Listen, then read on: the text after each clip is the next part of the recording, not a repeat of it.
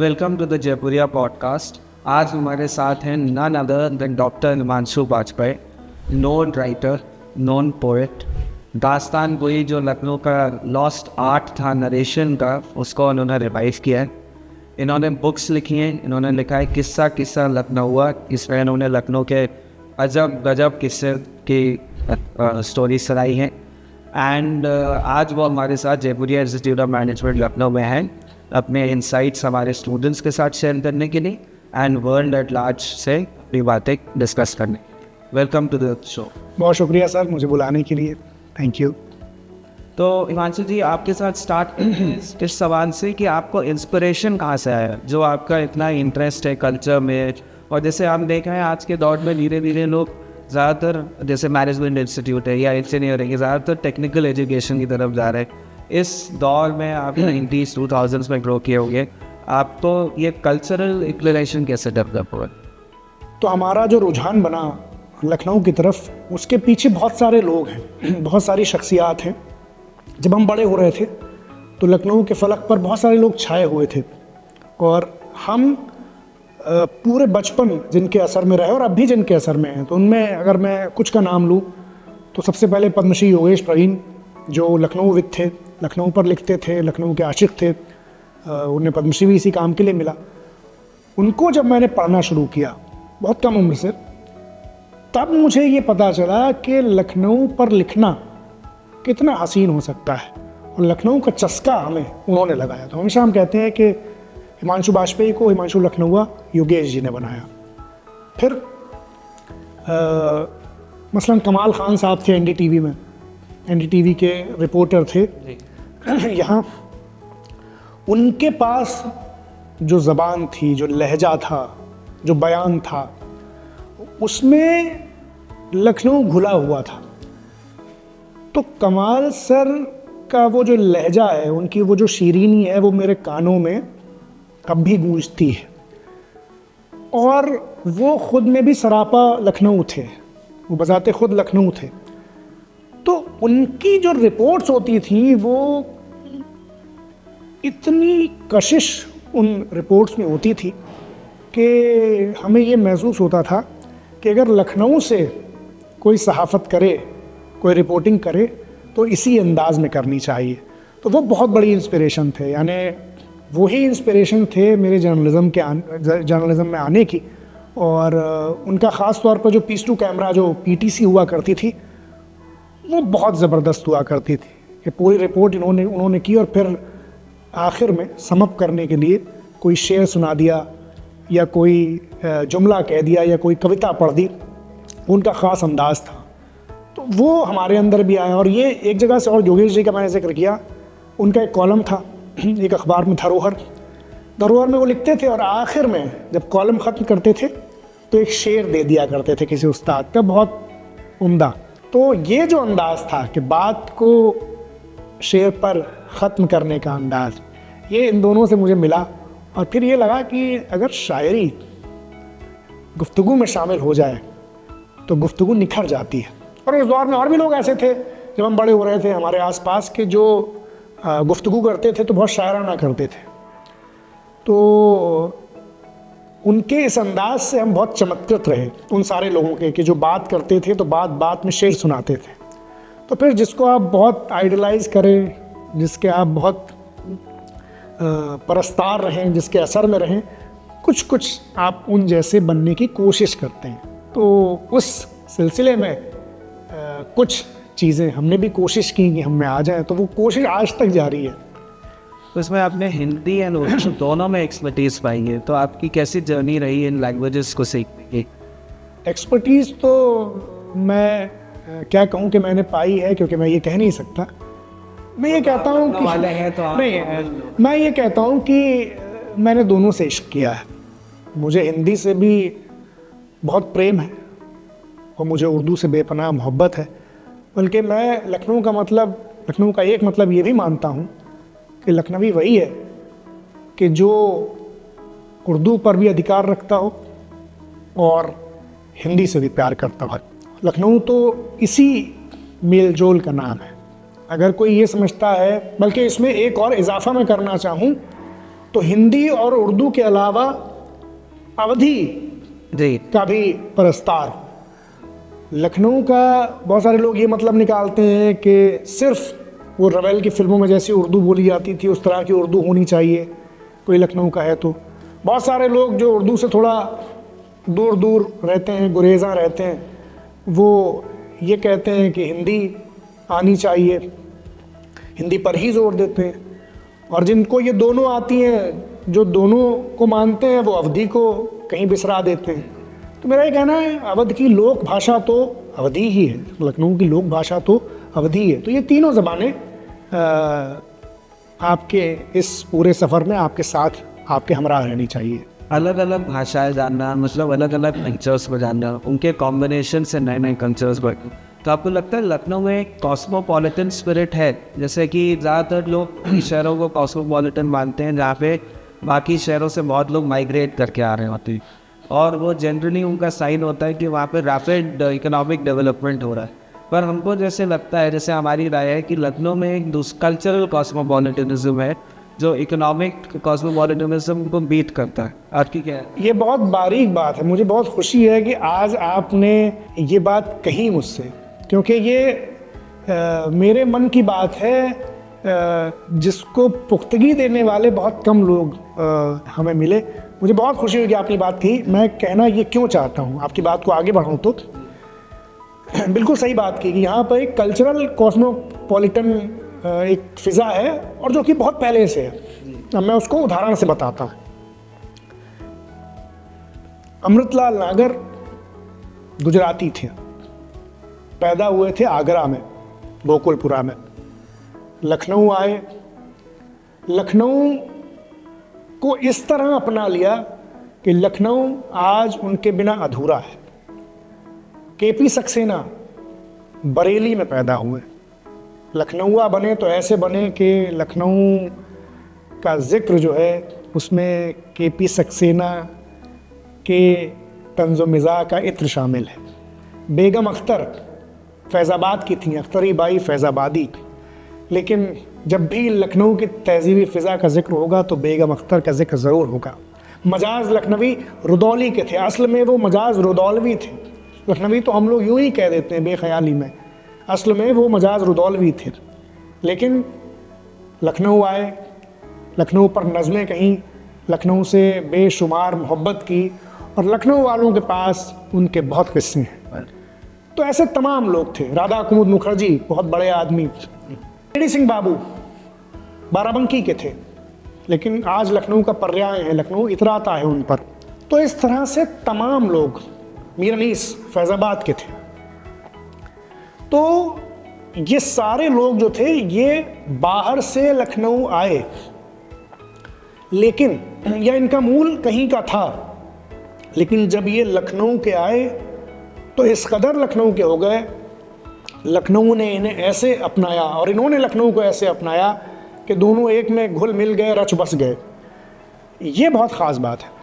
तो अब इन सारे बड़े लोगों की रोशनी में एक बात हम ये कहते हैं कि बाहर से, अब ये चूँकि ये वो वाली बात है जो आपने बात कही कि इकोनॉमिक कॉस्मोपॉलिटन होने की है, क्या कि बाहर से कितने भी लोग आ जाएं तब तक कोई फ़र्क नहीं पड़ता। बहुत सारे लोग ये चिंता जताते हैं कि जो कि बहुत सारे लोग बाहर से लखनऊ में आ रहे हैं तो लखनऊ का जो एक कल्चर था वो डाइल्यूट भी हो रहा है, वो बदल भी रहा है, लखनऊ का एक चरित्र भी थोड़ा तब्दील हो रहा है। तब तक तो हमें कोई ख़तरा नहीं है किसी भी तरह से, कितने भी लोग आए, जब तक कि वो जो सारे लोग आ रहे हैं उनके अंदर ये भाव रहे कि हम जहाँ जा रहे हैं वो एक बहुत बड़ा सांस्कृतिक केंद्र है और हम इसकी फ़िज़ा में घुल मिल जाएंगे। और लखनऊ में भी ये भाव है कि भाई हम अपनाएंगे सबको, लखनऊ तो खुली बाहों से सबका इस्तकबाल करता है। तो फिर जब इस तरह से माहौल एक होगा तो फिर जो जिस कॉस्मोपॉलिटन होने की आप बात कर रहे हैं वो तभी सही तरीके से हो पाता है, और वो ऐसा रहे। यानी जितने लोग भी आ जाएं लखनऊ में, लखनऊ बढ़ रहा है, नया लखनऊ बहुत आज तो हम बात करते हैं नया लखनऊ है एक, तेजी से बढ़। तो नया लखनऊ बहुत बढ़ रहा है, लेकिन हम जैसे किस्सा गोयों का क्या फ़र्ज़ है कि जो लोग लखनऊ में नए आ रहे हैं, जी जी जितना लखनऊ बढ़ रहा है, तो हमारा ये फ़र्ज़ है कि हम लोगों को लखनऊ के बारे में बताएं, उनके किस्से सुनाएं, लखनऊ की तहज़ीब बताएं, लखनऊ की तारीख़ बताएं, लखनऊ का पूरा जो सांस्कृतिक वैभव है उसके रूबरू लाएं। ये हम जैसों की जिम्मेदारी है। हमसे मुराद हमारी, आपकी, सब लोगों की जो लखनऊ के आशिक हैं। और ऐसा कर पाए तो आप देखेंगे कि जितने लोग आएंगे लखनऊ, वो सब लखनऊ की बेहतरी के लिए काम करेंगे। सब कहीं से भी आए हों, हम सब कहीं ना कहीं कोई इंसान किसी एक जगह का नहीं होता। जी जी। बहुत स्टूडेंट्स हैं जो आसपास से आते हैं या दूसरे स्टेट से आते हैं। बिल्कुल। तो उसमें तो ये तो मैंने आपको उदाहरण से साबित किया जी जी कि जिनको आज लोग लखनऊ वाला समझते हैं, कभी वो भी बाहर के समझे जाते थे, लेकिन फिर उन्होंने ऐसी खिदमत की लखनऊ की हाँ कि लखनऊ आज उनके बिना अधूरा है, उन पर इतराता है। तो हमें उम्मीद है कि जितने भी लोग आएँ, जब तक किस्से सुनाने वाले हैं, गीत गाने वाले हैं, तारीख़ बताने वाले हैं, योगेश जी जैसे लोग हैं, बदल लागर जैसे लोग हैं, तो लखनऊ की धाक जमी रहेगी। जी। कोई एक और लखनऊ के बारे में यूनिक बात है जो कही जाती है कि लखनऊ में अपनापन बहुत है, कि जैसे लोग दूसरे के लिए तैयार होते हैं अपना टाइम देने को।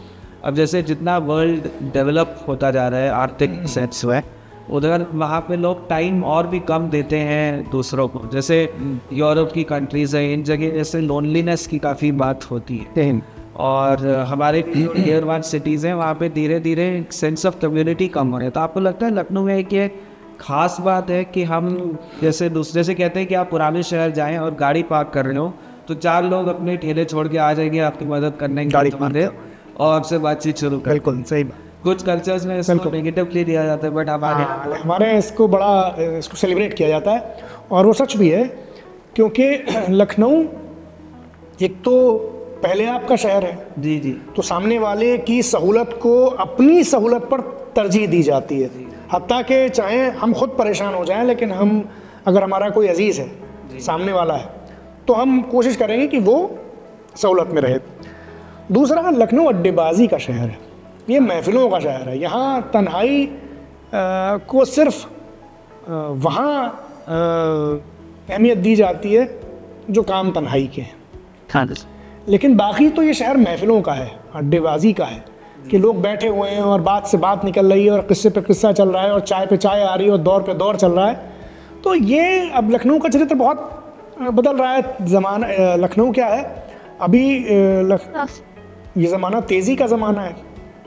तो अगर मैं अपने एक दोस्त के शब्द उधार लूँ तो लखनऊ ना तेज़ चलता है ना तेज़ चलने देता है। तो लखनऊ धीमेपन का शहर है, आहिस्तगी का शहर है कि आराम से बैठिए, सुकून से बैठिए, बात करते हैं। तो ये सही बात है जो आपने कही कि लखनऊ इस मामले में अभी भी रिवायती है।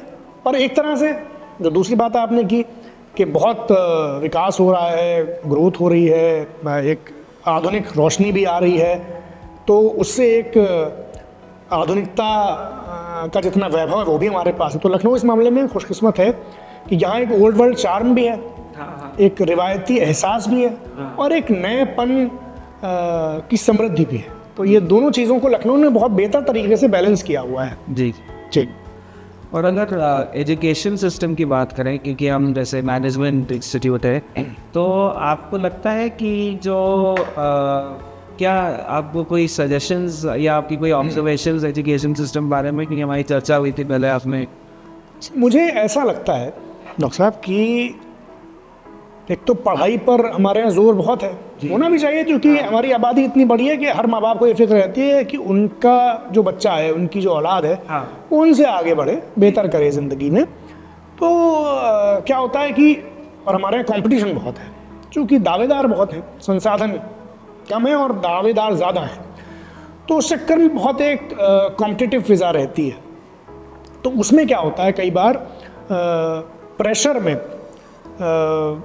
एक स्टूडेंट जिन चीज़ों में कुदरती तौर पर अच्छा कर सकता है, या जो उसका कुदरती रुझान है, नेचुरल उसका जो एक टैलेंट है, उस पर उतना ज़ोर नहीं हो पाता जितना जिसमें जिसके जो शायद उसका नेचुरल मैदान नहीं है उसकी तरफ ज़्यादा उसे बढ़ना पड़ता है। तो मैं हमेशा ये समझता हूँ अपने तजुर्बे से कि जिस चीज़ में कोई स्टूडेंट नेचुरली अच्छा है, और ये जानने में भी ये पूरी प्रोसेस है। किसी किसी को तुरंत पता चल जाता है बहुत कम उम्र में।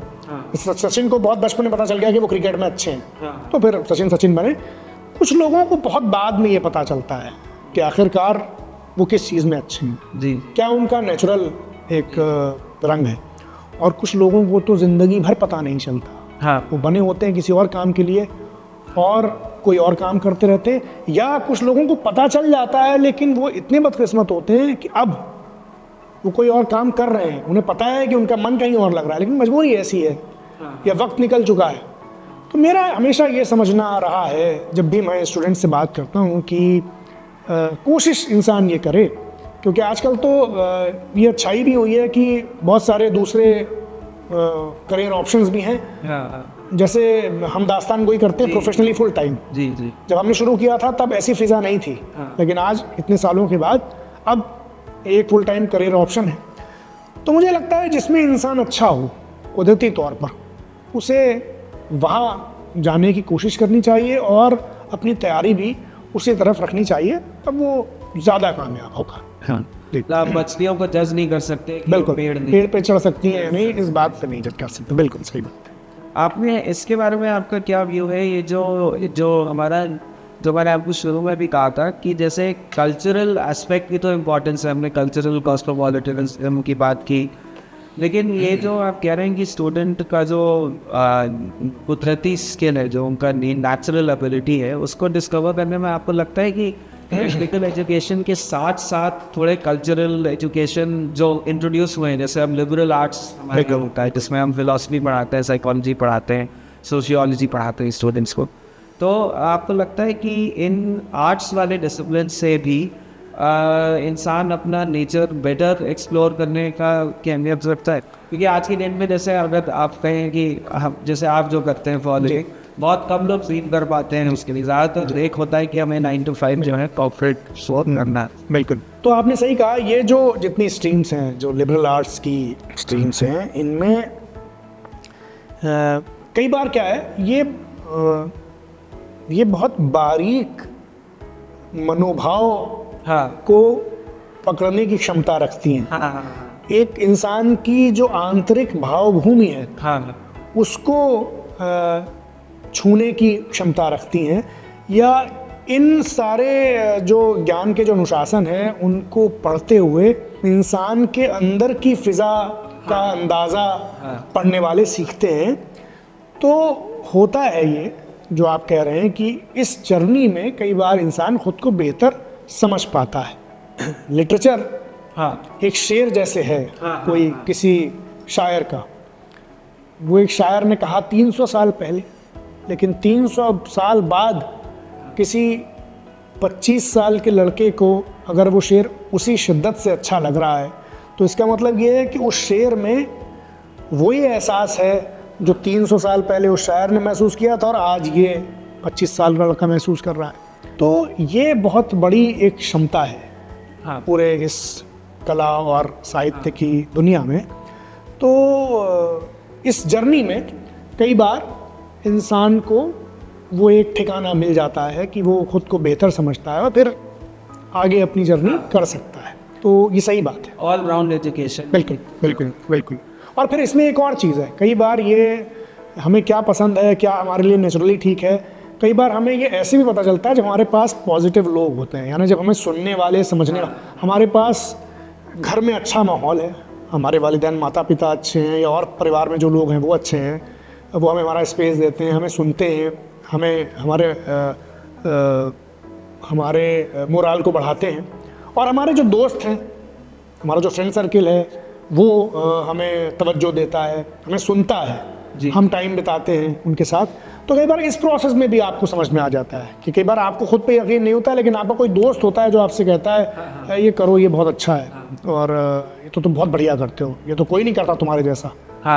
तो जैसे हम अपने दोस्त आशीष नवल का बहुत इस मामले में नाम लेते हैं कि बहुत कम उम्र में जब हमें ख़ुद पे यकीन नहीं था, उस वक्त भी आशीष मेरे किस्सों को, जो किस्से तब तो इस तरह के किस्से नहीं थे, बहुत मन लगा के सुनते थे। या बाद में जब हम जर्नलिज्म में काम कर रहे थे और अंकित चड्ढा, जिनको हमने अपनी किताब किस्सा किस्सा लखनऊ डेडिकेट की, अंकित ने हमसे कहा कि आपको तो दास्तान गोई करनी चाहिए, आप तो बिल्कुल दास्तान गोई के लिए बने हैं भाई, सारी चीज़ें जो चाहिए उनमें से ज़्यादातर आपके पास हैं और इस तरह के इस कदर आपके पास हैं कि बहुत कम लोगों के पास होती है। तो अगर अंकित ये भरोसा हम नहीं जताते तो शायद हमको नहीं पता चलता कि हाँ ये कोई हमारी अंदर ये खूबी है या हम ये कर सकते हैं।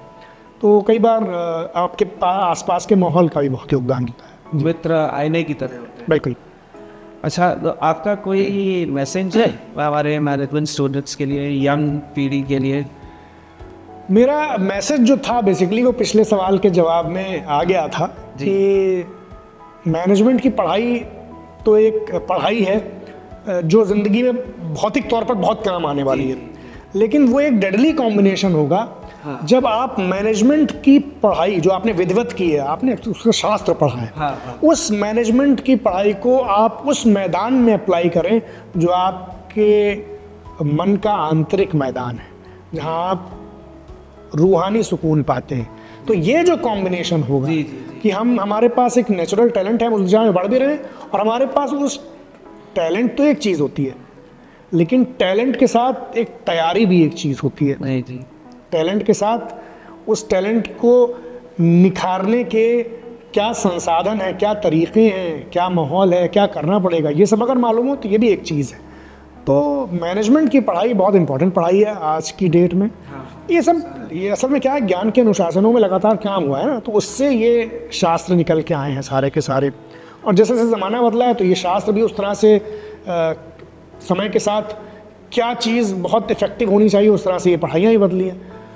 तो मैनेजमेंट की पढ़ाई को अगर कोई मैनेजमेंट पढ़ने वाला उस तरह से अप्लाई कर सके उन सारी चीज़ों में जैसे जो उसके मन की अपनी चीज़ें हैं, तो वो बहुत डेडली कॉम्बिनेशन होगा।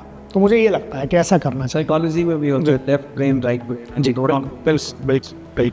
जी। तो बहुत बहुत शुक्रिया कि आप हमारे साथ इधर आए, एंड वी होप कि दोबारा आपसे मौका मिलेगा चर्चा करने। बिल्कुल, भी वक्त इतना था नहीं। शुक्रिया, थैंक यू।